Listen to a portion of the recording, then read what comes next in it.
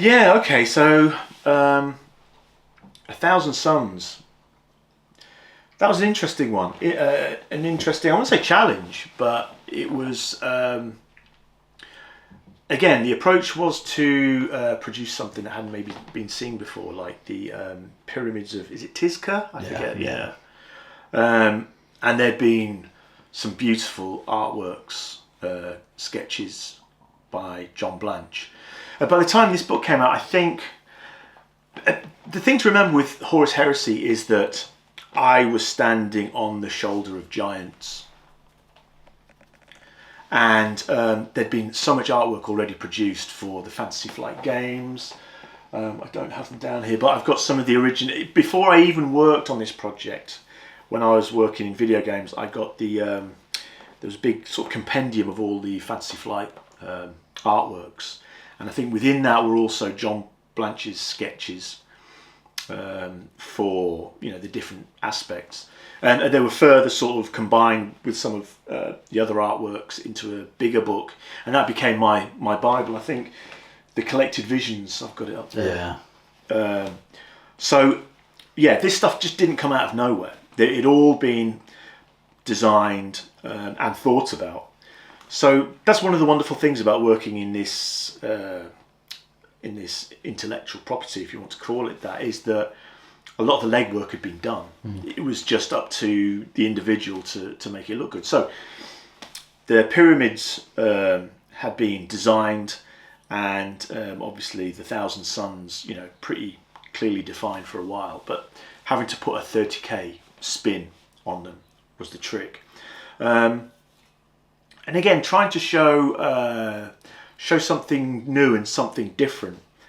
In terms of that cover and the other piece, Prospero Burns, when I look back at the context of the covers that I've been working on, a lot of them had become quite gritty, quite dirty, as we'd gotten more into the nature of, war and these characters going from planet to planet, and there's combat and stuff like that. I wanted to swing it the other way and say, how about we just have a clear blue sky, strong sunshine, and it kind of dials into that, pyramid sort of being. Yeah, I think the Thousand Suns almost being philosophers in some sense. It really. Yeah, it dials into like Egypt, Greek, we're talking like Wisdom. Classical. Yeah, exactly. A kind of buzzword to throw around. Yeah, so that's it. So there was that side of things was something I really wanted to lean into, and it hadn't been seen before. And I thought, again, the strength of Space Marines is that it's such a cool design. I think you could put them in any environment and they would still look cool. So I thought, let's put them in, bright sunshine. Let's not have a murky sky. Let's not have clouds boiling in the sky. Let's not have laser blasts, explosions everywhere. Let's literally just put them on a sunny sort of platform with, well lit buildings behind them. And when I turned it in, I was quite pleased with it. It seemed to work. Looking at it now, there'd be some little things I change here and there, but hey, I'm not going to fix things after they're out there. And also working with colour contrast. So yeah, the Thousand Suns were quite, brightly coloured. Red, I think, in this case. And the blue of the sky. I just thought it made a nice contrast. Always looking for like contrast and colour, because that's what really jumps out when it's on a bookshelf from a distance. A lot of people... Well, the other thing is a lot of people think that, colour is everything. But I always think that, tone does all the work, but colour gets all the credit. So you have to work on those early stages of getting the composition and the blacks and whites right, and anything you lay over that is like icing on the cake. So yeah, I was playing around with that sort of stuff and really leaning into being by this point I think I was fully freelance, really leaning into how do I work as a freelance illustrator? How can I make this work long term? And the great thing about this series is it kind of carried me through. But these covers, certainly Thousand Suns and Prospero Burns were literally made back to back. The intention being that if you were facing one way and looking at the Thousand Suns, if you turned the other way, you'd see the Space Wolves, and they were literally marching towards each other, ready to have a bit of a dust up. And it's almost like a contrast. You've mentioned about the blue skies and kind of like the wisdom theme with this, where you look at Prospero Burns, you kind of have those same background elements, but obviously the Space Wolves being very gritty and nomadic and feral, that has that undercurrent of violence is coming kind of thing. Yeah, that's the great thing about the designs. They lend themselves. There's so much character in them anyway. That just putting them in those sorts of contexts just adds an extra narrative to the image.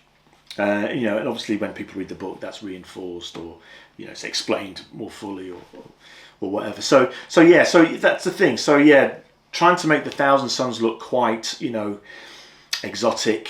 With all this sort of decoration. Yeah, ornate elements to their art, Yeah, and having fun with that and like leaning into sort of maybe historical elements and drawing out. It's a lot of the stuff that the design studio do so well, is that when they produce a miniature, you can see the influences and yet it's its own thing.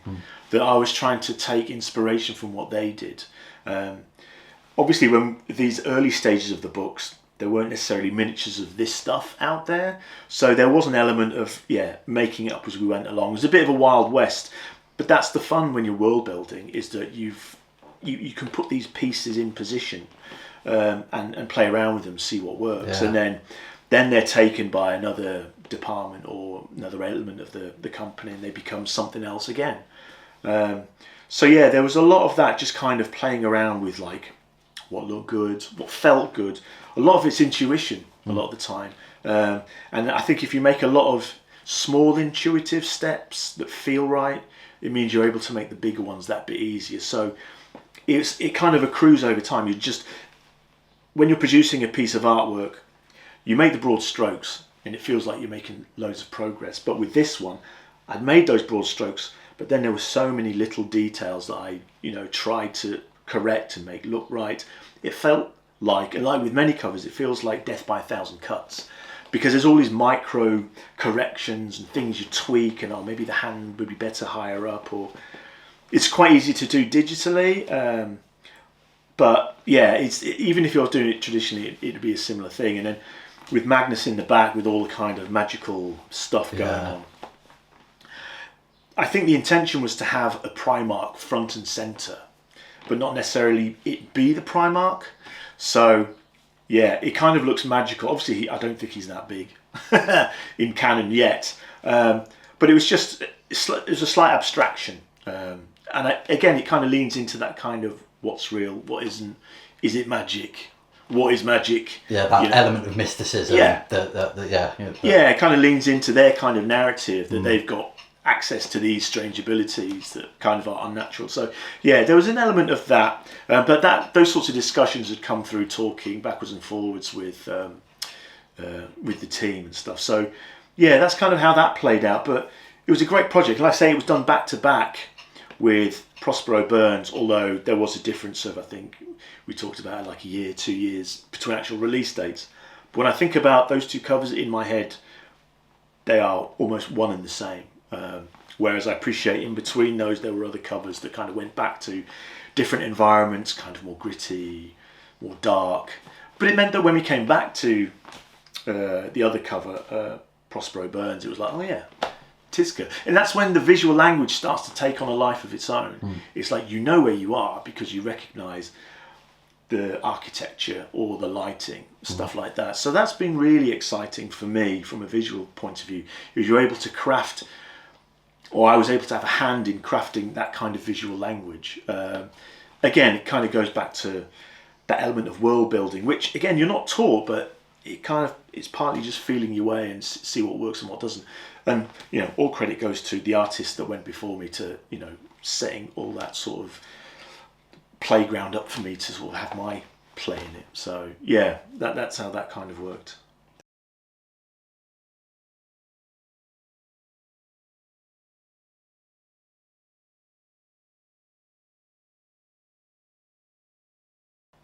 So Prospero Burns was an extension of Thousand Sons. Again, kind of ramping up the contrast a bit more. When I look at it now, I can see that I think because the Space Wolves are grey, that's a very neutral colour. And so what I wanted to do was to try and make the contrast as much as possible in the background, but still keep the blue skies, the white pyramids with gold, elements on them. And in some cases, kind of, what do they say, turn it up to 11, which is to me one of the things I love about 40k and 30k was it was always ramped up to the extreme. So I was like, okay, let's just go all in on this. We've set the ground rules with Thousand Suns. Let's just go a bit more intense. So again, you've got the high contrast of the drop pods falling in with the hot white flame and the black trails, trying to make it feel like one of the things I love about the Imperium is that it feels like all their spaceships and all their aircraft are basically flying bricks. There's no concession to aerodynamics because this is the Imperium. They're just going to smash their way through. So I was like, well, let's just make this feel tangible. Let's make it feel quite base. It's like it's going to be fire, it's going to be flames, it's going to be smoke. So that's one of the things I love about that aesthetic is that you can really just make it feel kind of dirty and gritty, but contrasted against this blue sky, world of wisdom. So the idea is, if it was a film and the camera would pan up, you'd have this beautiful blue sky and it's suddenly pierced by these awful scary looking chunks of metal flaming and fire, you know what I mean? So again, so I'm sort of thinking filmically or cinematically, I should say, at least, and then just adding in a bit more detail into the pyramids to make them feel a bit more epic in size. One of the things I used to love was like special effects. I bought all the books about how they made Star Wars and even Tron CG stuff, but I love the idea of like greebles and details and layering detail on top of things gives a sense of scale. So adding tiny lights or small little glimpses of like architectural details just makes things feel bigger. And it's a lot of stuff that was in the original artwork. When you look at John's pictures, there's just like, for the sake of him, just a scribble with a pen, it's like it indicates the whole substructure of a building. It's like, wow, okay, that's how it's done. So I'm always trying to reach for that, grasping desperately at that level of excellence. So so there was an element of there, just trying to like add in more detail, make it feel bigger, make it feel more epic. And then, in the foreground, you've got the Space Wolves, but a 30k version. So some of them have got, there's more swords, hammers, trying to make them feel, again, more kind of, not stripped back, but not as, not futuristic, that's not the right word. Orderly, perhaps. And just trying to make them, exactly, just lean into that a bit more. They are very barbarian. I guess feral, is a word I'd use. It's just kind of, stripping back all that notion of, fancy weaponry and saying, okay, we're just going to bludgeon our way through it. And then it kind of reiterates what I was trying to do with the drop pods. It's like, these are just forces of nature, feral, angry. And then the Fenrisian walls either side, I think there'd only been a couple of pieces I'd seen. I think I had to go back to an old piece and just, again, kind of extrapolate out what it would look like, kind of more of blunt nose, the way the fur hung. But again, trying to make it feel like it'd be something you might see in a movie. I was thinking of the, what are they called, the Hellhounds or whatever they are from Ghostbusters. Not make them look like that, but think, okay, how would it feel if they were that big and they looked a certain way? So, and again, sort of old special effects when they're made with real models and puppets feel more tangible. So I'm always trying to make it feel tangible, believable, I think I said. And just give a sense that these are things that you could see, and if you did see, they would look like this and they'd be slightly terrifying. And I think, if I look at the piece here, there's a couple of Sisters of Silence, which... they feature in the novel, don't they? Do, to counter the magics of the Thousand Suns. Yeah, so that was a new one on me. I mean, I'd seen some of the sketches, but when they said that they were to be in the cover, I was like, okay, there's something I haven't really seen. Certainly on the cover, I think there'd been sketches done. So again, I was just kind of like going through, poring over those notes, those illustrations and sketches, and thinking, okay, let's see how we do. You can see, again, the trick of like obscuring them with stuff. So they're not front and center. They're there, but you can't see all their armor or... because they were like, well, we're not quite sure how these work or how they will work visually. I mean, let's just put them in there, but maybe have them embedded within the scene a bit more, because obviously front and centre has to be the Primarch, in this case, Lehman Russ. Again, based on a John Blanche sketch. And I seem to remember one of the details I put in there, I swear to God, it's in one of the books, but I've never been able to find it since, was that he had like a flagon or something like that attached to his belt.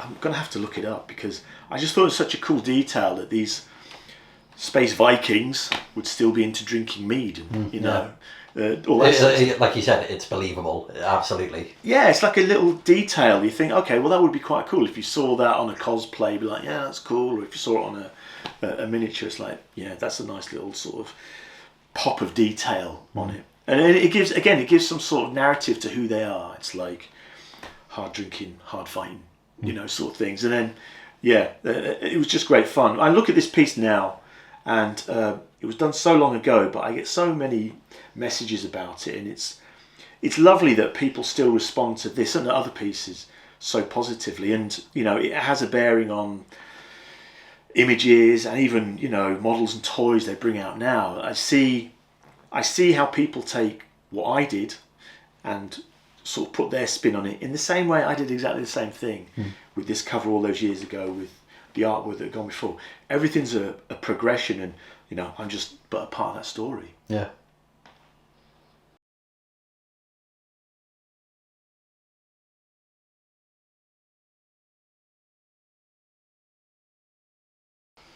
No fear. No fear. That was a slightly different beast to the other books. I think by this time there might have been an event, or it might have been a Golden Demon Day, or Warhammer Fest, or whatever it was back then. And it had been a chance for a lot of the authors and writers, authors are writers, it had been the authors and artists to meet up, which I think hadn't been done that often. I think there'd been a few cases where I'd been in the studio or they'd got us in. But I remember sitting down with Dan and being in the presence of Dan Abnett is like being in the presence of a true genius. He's great. I love him like a brother, a battle brother, because he's so smart, and he's very visual for a writer. Certainly when you talk to him, I think his background in comics and doing so many books, he's just got the way he thinks is really interconnected, which is really exciting. Anyway, we'd been talking, or I should say I'd been listening, and it was brilliant. And we got talking about this cover he was working on, and he'd been throwing out ideas about Calth being invaded and a void ship and space. And we started batting ideas around, and I was like, well, in space there's no up or down. And he sort of said, wouldn't it be cool if the cover worked, if you held it up always? And I said, yeah. And wouldn't it be cool if, you had Space Marines in space? And the conversation went on, and it just got crazier and crazier. I came back the next day, and I was thinking, what the hell did we talk about? It was such a rush, such a blur of ideas and creativity I hadn't really experienced before. Usually I'm in the office, in my studio, just by myself, with a brief on one screen and working away. But when confronted with that level of creativity, it was like you could literally, for me it felt like electricity and things were sparking. It's like, let's do this, try this, wouldn't this be cool? So that was the genesis of this, and I think it was kind of rationalised in a brief when the time came. So yeah, it was like Space Marines in space, Roboute, Guilliman, the Primarch. I can't even understand his name. Everybody says it differently, but him on the outside of a ship. And I think the original idea was punching the head off. Who's the bad guys? Word bearers. Word bearers. Yes, of course it is. Yeah, punching the head off of word bearers. But I didn't want to make it too kind of like gory. It looks like it is looking at it now. I was going to say, quite a lot of gore on there. The thing I was conscious about was like I knew that I wanted to have blood, but I wanted it to be 0G blood. Sure. And I thought that's something you don't often see. And I remember, oh my gosh, which film was it? I think it might be Star Trek: The Undiscovered Country, where I think somebody gets killed in 0G. They're assassinated. The assassins have got boots on, but they're assassinated in 0G, and then they're floating, and there's all this. I think at the time it looked good, but it's dated. It's like floating blobs of CG blood. I remember thinking that would be so cool. So it's just like spheres, or they kind of blob together and form these. I just thought 0G blood would be really cool, and this was a perfect opportunity. So again, it was in the kind of the image bank in my head that I wanted to draw upon, and then the idea of punching somebody's head off I thought was too cool to pass up, man. And again, going back to the conversation we had, I was thinking, well, let's have a cover whereby if you have it on its side, something's the right way up. If you turn it upside down, something's the right way up, and from all angles. So again, there's no up or down, and having Space Marines in space, it was that kind of, for me, it felt like the perfect storm. It's like all these ideas are very visual, and it lends itself potentially to a really cool picture. And it being in space, there's no atmosphere, so you can't rely on atmospheric depth to sell the depth in a scene. You've just got the black of space. Again, it's not chaotic space, it's literally just stars against a black background. So it's trying to imply a sense of depth. And I think just playing with high contrast was one way of trying to sell an element of not necessarily depth, but of volume. So things have a clear volume if there's a high light casting from one side and a dark shadow on the other. It's very clear to see how things are made, are fabricated or constructed, certainly when you're painting. So playing with high contrast lighting, and I wanted to approach it like I was using like a very long lens. So a lot of the architecture is very kind of compressed. Trying to make it again feel like a cinematic moment, a moment from a film. And I can't remember if this came out. What's the date on it? 2011. I can't remember if it came out before or after I'd seen Avatar, the first one. Because there's a moment in that when is it Colonel Quaritch steps out. He takes a big breath on a breathing apparatus, and then goes and steps out into this toxic atmosphere and just shoots at somebody as they're escaping. And I just thought that was so badass. I thought, imagine being so tough that you could just hold your breath, go into a toxic environment, do your thing, and then come back and dust yourself down thinking, well, that's job's done, yeah. Exactly, job done. So I wanted to do that. I thought these Primarchs are the baddest of badasses. Badasses, if you're English. And I just wanted to make it look like the coolest thing ever. Originally, I think he had a helmet on, because the thinking was, you can't breathe in space. But I was like, man, it'd be so much cooler if you had the helmet off.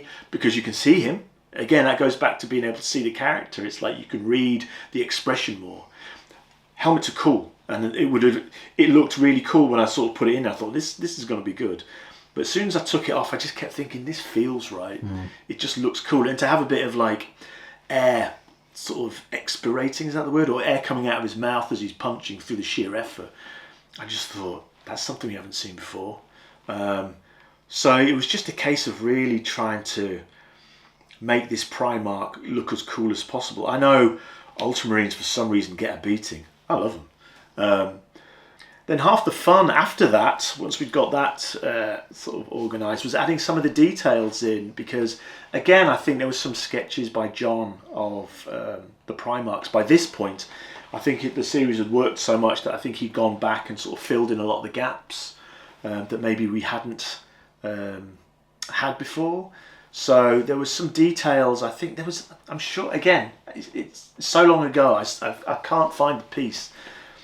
But I think Guilliman had an earring or something like that. I always loved the idea that Space Marines would have an element of decoration on them. They're so grand characters, like a king or like royalty, that they would have this, like Sir Walter Raleigh, they'd have some sort of element of like embossing and you feel like it should be beyond them almost to have an earring. It's below their consideration, but the fact that there's still an affectation to wanting to look quite good, in front of their soldiers. So that's obviously with obviously all the Primarchs. I mean, like Fulgrim is, very flamboyant, and the peacock, whatever he's called, I can't bloody remember. But it's that element to it, isn't it? For sure. Yeah, exactly, and that's the thing. So yeah, just trying to make them feel, giving them details that kind of take them a step above rank and file Marines.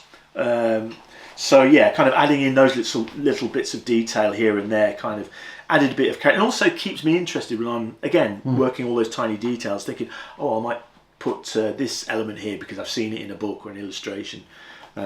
Always trying to refer back to those images that were the starting point.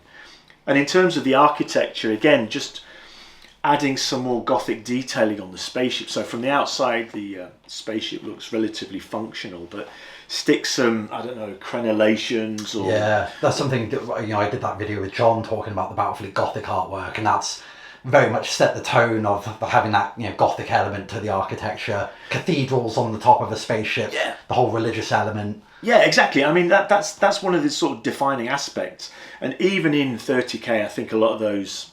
I mean, it's 10,000 years. What's 10,000 years in the space of the Imperium, So a lot of those design cues are already set up. The Battlefleet Gothic artworks. I got my old board game out and I was going through a lot of the artworks that were in there and just seeing how far you could push it and trying to make it feel like this stuff not just had been sort of bolted on in terms of like greebles and detail, but it like had been constructed with these techniques. So the archways are there, because they look cool and Gothic, but they're load bearing. So above it might be some more heavier details, stuff like that. So applying some real world logic in a very scattershot approach, but it makes it look like there's logic to stuff and everything's there for a reason. It's one of the big things about it being believable. A lot of times with like fantasy stuff, it can just be there because it looks good, which is fair enough. But I've always liked it when it felt like it should be there for a reason. Like I look at some of the details, like we've got lighting in the darkest recesses of the overhangs of the spaceship. It's like, well, of course you'd have lighting there because sometimes the spaceship might be in deep space. Yeah, there'll be crews on the outside doing repairs at some point. It just seems like it's there because it needs to be there. And again, you have to balance that with the rule of cool, but on the whole, it's like usually they play off each other in like interesting ways and give a sense of space. I look at some of these pictures and the environments that I was painting, and I spent so long working on each one. Each one was about 2 weeks, office hours from start to finish. Maybe this one was slightly longer. I spent so long working on them that it feels like a place I've been more than a picture I drew, because you really, again, being digital, you can zoom into those details.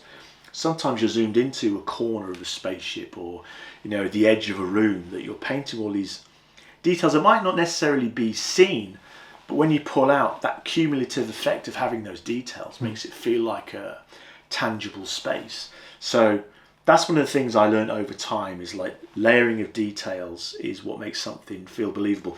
And that plays out when I'm sort of building models and stuff like that, when I've got my miniatures, just adding detail, dirt, decals and, stuff on top of that.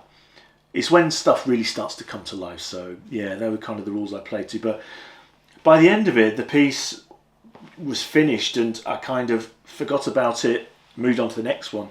But when I look back at it now, it just looks like I enjoyed myself on it. And I think hopefully people get that impression that it's like, this piece is a wild ride, because it was a wild ride from start to finish working on it. Yeah.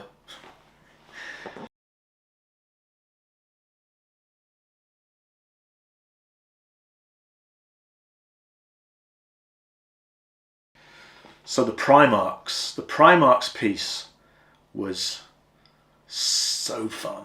I remember thinking, this is like my chance to draw at that point as many Primarchs as I could. I think leading up to that, we'd done a few here and there, individuals on covers. I think the first one we did, which cover was it for? It was the one with it was for Fulgrim.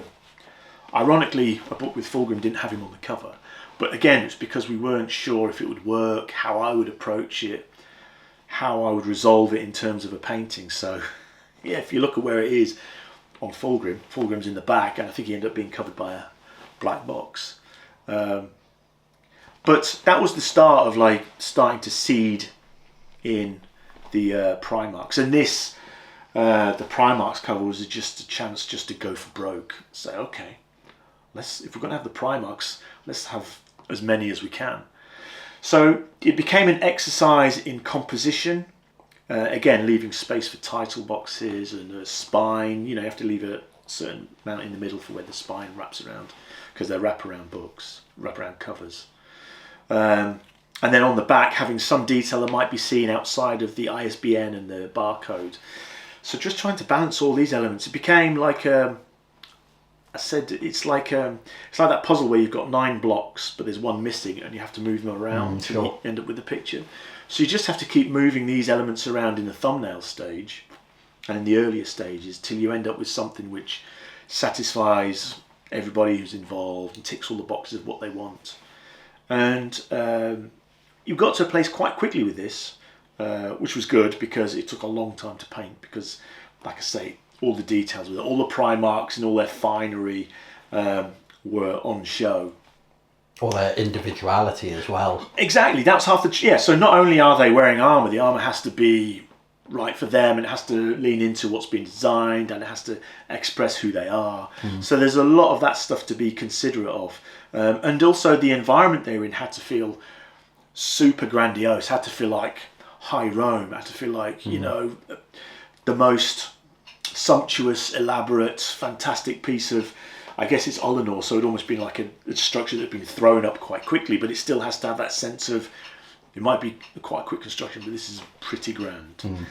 So we're talking marble, gold, silk, satins, and drapes, and all that sort of stuff. So the environment was as much a character for me, because it expressed part of the story and who they were at that moment as a whole. And then in the background, having I guess it was like, it's supposed to be like a continent-wide parade, or something ridiculous like that. Like the most grandiose thing, but you've only got a small space to put it in. Something all, let's have contrasting height to sell that. So you've got, titans and soldiers and tanks and stuff like that. So yeah, there was a lot going on in that. I mean, it was a really elaborate scene. And then of course you've got the aircraft flying overhead, just trying to make it feel like, like a military parade. The biggest, grandest military parade.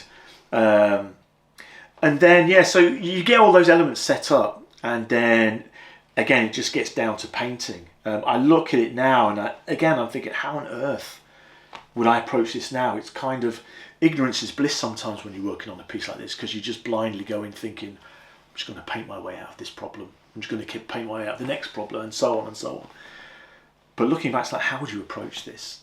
So, I'm grateful that I didn't know what it was going to look like in the end. But it's nice to know that I was working towards something that I thought would be really cool. And then, so being mindful of all the materials and textures, because one of the things that's hardest for me is to make stuff feel like it's supposed to feel. So for certain elements in this, I would sort of take photographs of, I don't know, gold or some Gothic architecture, or you can find stuff on the internet as reference, purely reference. Or, I could, because of my background in 3D, I could knock up a simple sphere and just light it in different ways just to see how materials reacted. So it was a real deep dive into how could I make this feel as realistic or believable as possible. So, and even Horus is in his like silver armor, so there was a lot of trying to play on materials and make each character feel like they were present in that space. Lighting was a big thing, just having a very high sort of light coming from above. Like spotlight on them almost. Yeah, exactly. Just to pull them out from the scene, but also make it feel like this is a cinematic moment. And then amongst all that, I wanted to have a real intimate moment between Horus and Fulgrim, where a conversation's about to happen. Like he's putting his hand on his shoulder as if to say, I've got a few things to maybe talk about. And looking at it now, I think I'd been sort of leaning into a lot of older artworks.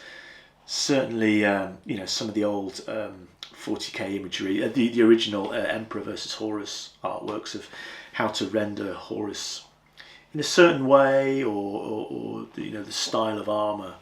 But again, layering it on top of the fact that these are people, these are people doing stuff, and interacting and having a meaningful moment between people, which I hope comes through, because that was the intention. And I think, you know, if people have talked to me about it and sort of responded, oh, I love that look that he's giving him.